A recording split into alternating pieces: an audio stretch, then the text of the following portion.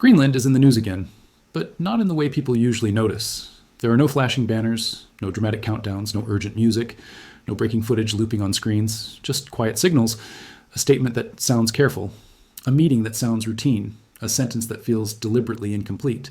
Most people scroll past it without thinking twice, because Greenland feels far away, cold, empty, silent, a place frozen in time. It feels disconnected from everyday life, disconnected from markets, disconnected from money. But here is what most people don't realize.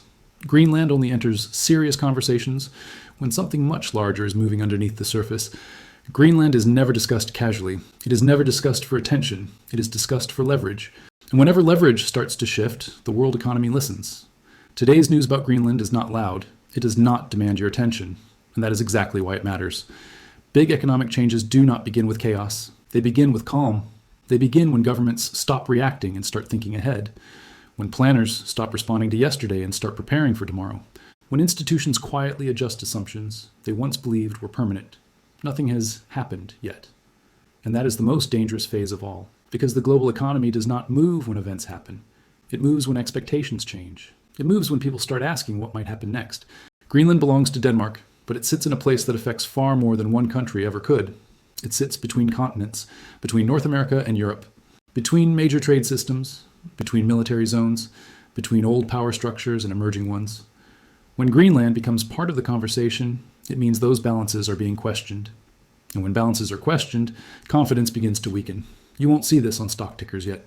You won't feel it in prices yet. You won't hear it in earnings calls. But the thinking has already started. Shipping companies are watching quietly. Energy markets are running new scenarios. Defense planners are reassessing timelines. Investors are adjusting risk models.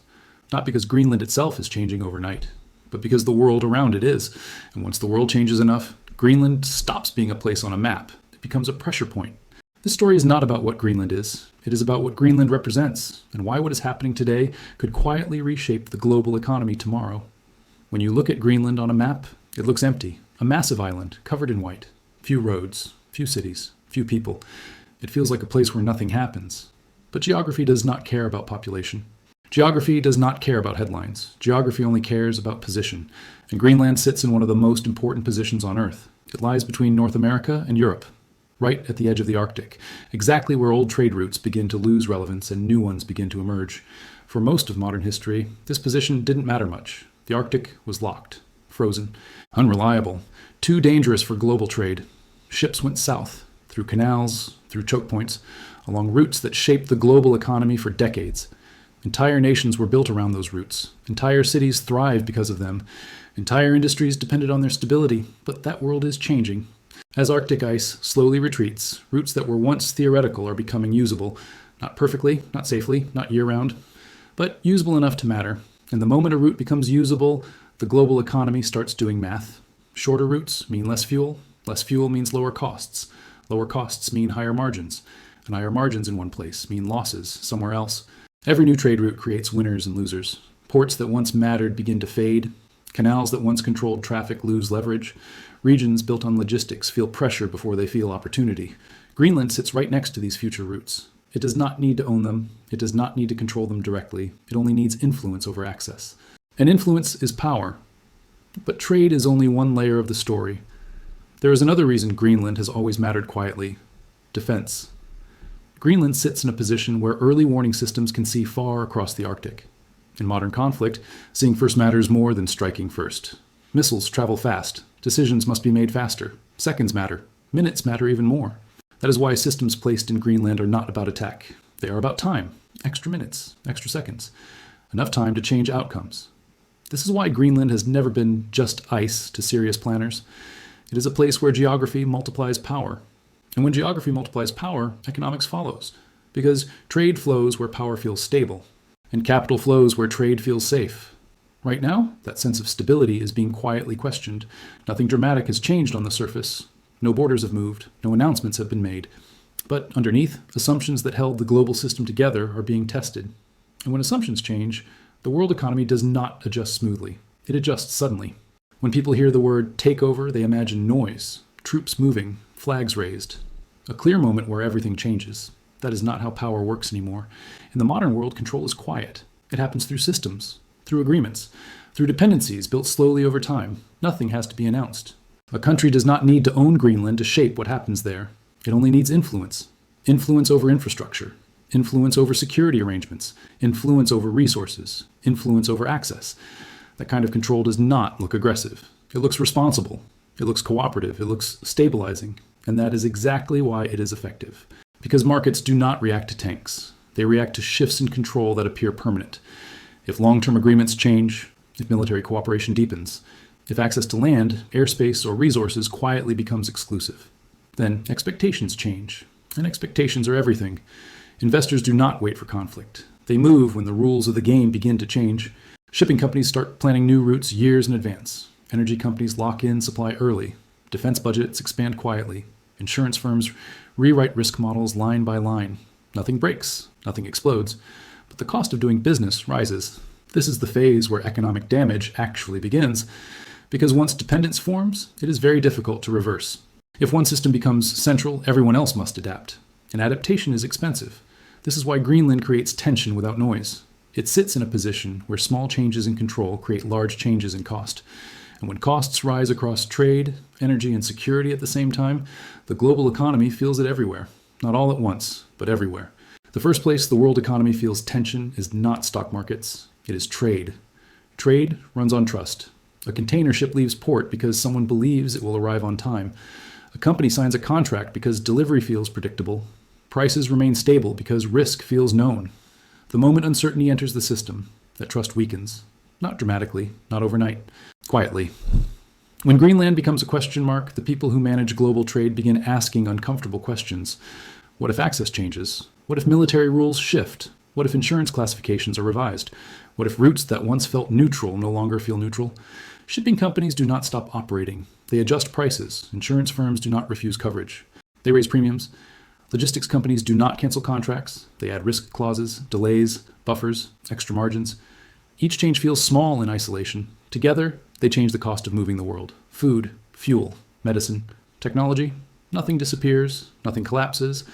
It simply becomes more expensive to move. And that is how inflation spreads, without anyone printing money. A slightly higher shipping cost becomes a higher wholesale price. That becomes a higher retail price. That becomes pressure on wages. That becomes pressure on central banks. All because risk increased in one place. And Greenland is not just any place. It sits next to future trade routes that could bypass existing systems entirely. Routes that could shorten travel times by weeks. Routes that could make some ports irrelevant. Routes that could redirect trillions of dollars in global trade. If those routes become politically sensitive, markets react fast. Because trade is global. A decision near the Arctic affects prices in Asia. A policy discussion in Europe affects delivery costs in Africa. A security concern in Greenland shows up on store shelves everywhere. This is why trade reacts before politics. Governments debate, trade adjusts. And when trade adjusts, the economy follows. This is also why military alliances watch Greenland closely. It sits inside planning tied to NATO not because of aggression, but because stability in that region protects economic confidence. If that stability feels uncertain, alliance members do not wait. They prepare. Preparation means spending. More defense spending, more logistics spending, more energy security spending. That money must come from somewhere. And it almost always comes from economic growth. When governments spend more on protection, they spend less on productivity.